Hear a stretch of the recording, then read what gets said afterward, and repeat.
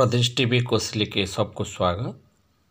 आज कोसली हीरा निमाई पाणिग्राही एकादशिया दिनटा पालन करा जायथिला बलांगीर ताकर घर ठाने जेठाने कि ताकर लेखला कोसली गीता बही मुकलान होता।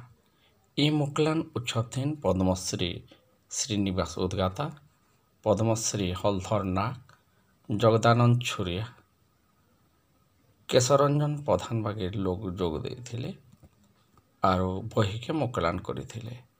बही मुकलान उत्सव के संयोजना करिथिले संदीप कुंवर आउ परिचालना करिथिले सुशांत बाग।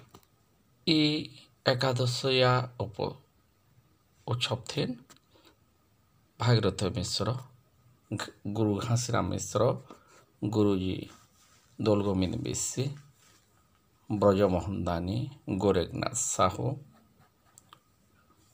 भलिया मूर्धानी लोग माने जोग देकरी ताकर सुरता थिन पदे पदे दीदीपद कहिथिले।